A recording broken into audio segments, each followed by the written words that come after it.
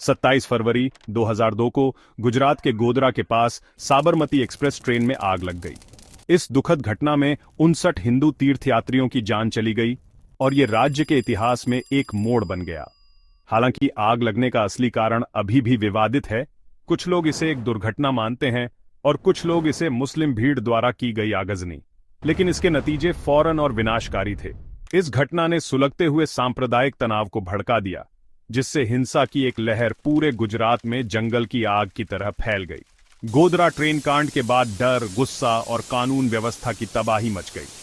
अफवाहें और गलत सूचनाएं तेजी से फैलीं, जिससे धार्मिक विभाजन के दोनों ओर के लोगों का गुस्सा और भड़क गया। मुख्यमंत्री नरेंद्र मोदी के नेतृत्व वाली राज्य सरकार पर निष्क्रियता और हिंसा में शामिल होने के आरोप लगे। जैसे जैसे दिन हफ्तों में बदलते गए, हिंसा बढ़ती गई, शहरों और गांवों को अपनी चपेट में ले लिया। ट्रेन में आग लगने का शुरुआती सदमा और दहशत जल्द ही बदले और प्रतिशोध के एक भयानक दौर में बदल गई। दोनों तरफ की भीड़ कच्चे हथियारों से लैस और नफरत से भरी हुई सड़कों पर घूम रही थी और दूसरे समुदाय के लोगों को निशाना बना रही थी। घरों और दुकानों को लूटा गया और जला दिया गया, पूजा स्थलों को अपवित्र किया गया और मासूम लोगों पर सिर्फ उनके धर्म के कारण हमला किया गया और उन्हें मार डाला गया। गुजरात दंगे, जैसा कि उन्हें जाना जाता है, भारत के स्वतंत्रता के बाद के इतिहास में एक काला अध्याय बन गए, जो सांप्रदायिक सद्भाव की नाजुकता की एक कठोर याद दिलाते हैं। गुजरात दंगे न केवल व्यापक हिंसा से चिह्नित थे, बल्कि क्रूरता की विशिष्ट घटनाओं से भी चिह्नित थे, जिन्होंने राष्ट्र की अंतरात्मा को झकझोर कर रख दिया।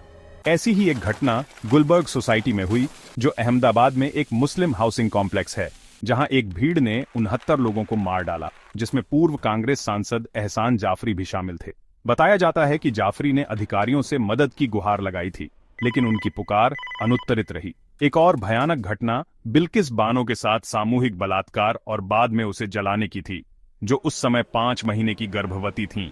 बानो, जिन्होंने अपने परिवार के 14 सदस्यों की हत्या देखी, जिसमें उनकी 3 साल की बेटी भी शामिल थी, हमले में बच गईं और न्याय के लिए पीड़ितों के संघर्ष का प्रतीक बन गईं। ये दंगों से सामने आई अनगिनत पीड़ा और क्षति की कहानियों के सिर्फ 2 उदाहरण हैं। हिंसा हफ्तों तक जारी रही, जिससे मौत, विनाश और विस्थापन का सिलसिला चलता रहा। आधिकारिक अनुमानों में मरने वालों की संख्या 1000 से अधिक है, लेकिन मानवाधिकार समूहों का मानना है कि वास्तविक संख्या बहुत अधिक हो सकती है। हजारों लोग घायल हुए और अनगिनत परिवार बिखर गए। दंगों ने गुजरात के सामाजिक ताने बाने पर एक अमिट निशान छोड़ दिया, जिससे अविश्वास और संदेह के बीज बोए गए, जिन्हें ठीक होने में सालों लगेंगे। गुजरात दंगों ने राष्ट्रीय आक्रोश पैदा किया और न्याय की व्यापक मांग की। हिंसा की जांच के लिए जांच के कई आयोग गठित किए गए, जिनमें नानावती शाह आयोग और सेवानिवृत्त सर्वोच्च न्यायालय के न्यायाधीश वी.आर. कृष्ण अय्यर की अध्यक्षता वाला संबंधित नागरिक न्यायाधिकरण शामिल है। सर्वोच्च न्यायालय ने भी कुछ मामलों का स्वतः संज्ञान लिया और केंद्रीय जांच ब्यूरो यानी सीबीआई द्वारा जांच का आदेश दिया। दंगों के मामलों में आरोपियों के मुकदमे लंबे और कठिन थे, जिनमें गवाहों को डराने धमकाने, सबूतों से छेड़छाड़ और राजनीतिक हस्तक्षेप के आरोप लगे। कुछ लोगों को दोषी ठहराया गया, लेकिन कई आरोपी सबूतों के अभाव या गवाहों के मुक्कर जाने के कारण बरी हो गए।